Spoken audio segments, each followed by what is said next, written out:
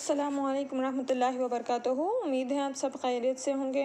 आज हम मज़मून उर्दू जमात सुबह की दर्स किताब से आगाज़ करते हैं।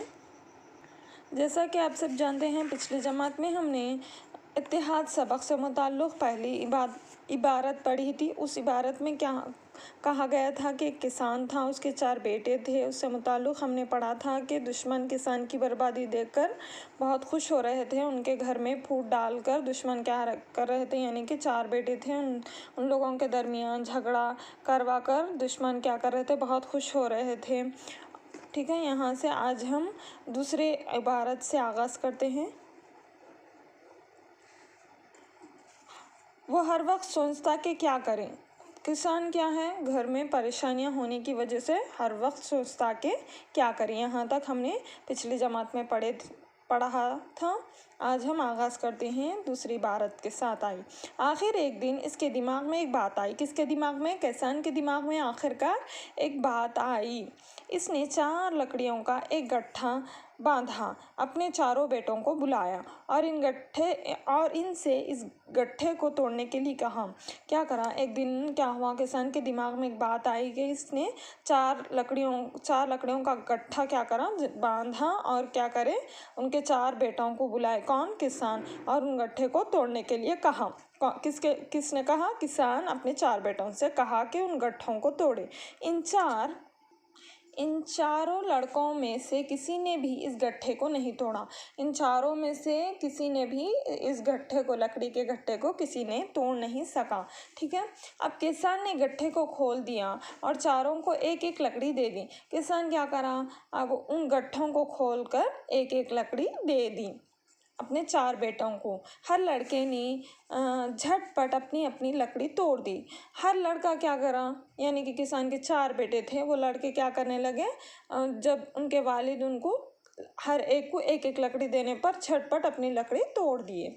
ये देखकर किसान ने अपने चारों बेटों से कहा, ये देखकर अब किसान क्या कर रहा अपने चारों बेटों से यहाँ पर, जब तक ये लकड़ियाँ आपस में एक गट्ठे की शक्ल में थी, तुम में से कोई भी इन्हें तोड़ सका।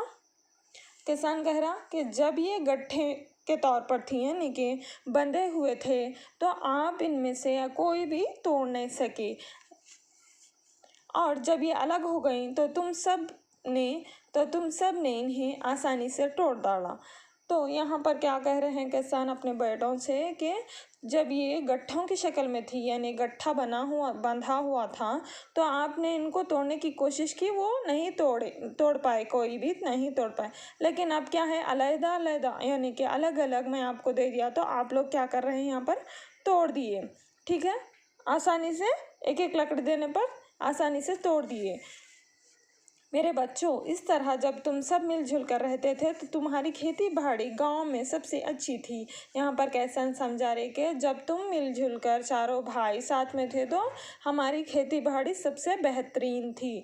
लेकिन जैसे ही तुम चारों दिलों में एक दूसरे की तरफ से मैल आ गया और तुम एक दूसरे से झगड़ा करने लगे, तो तुमने अपने कामों से बिछड़ गए, तुम्हारी इज्जत में कमी आ गई। जब तुम मिलजुल कर रहते थे तब सारे गांव में तुम्हारी धाक थी।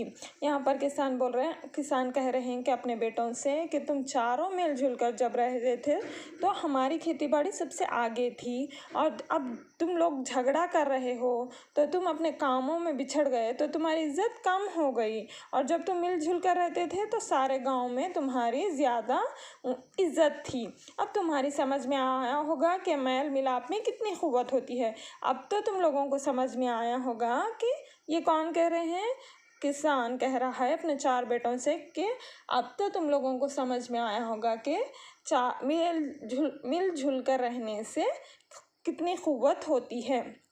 ठीक है, हमें हमेशा मिलजुल कर रहना चाहिए। किसी की बातों पर आकर अपने मेल मिलाप को बर्बाद नहीं करना चाहिए। किसी की बातों में आकर हमारे रिश्तों को या फिर मेल मिलाप को या मिलजुल कर जो रह रहे हैं उसे मेल मिलाप को बर्बाद नहीं करना चाहिए, मिलजुल कर रहना चाहिए। हम मिलजुल कर रहने में ही इत्तेहाद है, हम कोई भी काम मुकम्मल तौर पर अंजाम दे सकते। ठीक है, यहाँ पर आपका उम्मीद है आप सबको समझ में आया होगा। इत्तेहाद से मुताल्लिक़ यानी मिलजुल कर काम करने से हर काम आसानी होती। ठीक है, आज के आपका घर का यहाँ पर चंद अल्फाज के मायने दिए गए हैं। अल्फाज के मायनों को पढ़िए और अपनी तहरीरी किताब में लिखिए। जज़ाकल्लाहु खैर।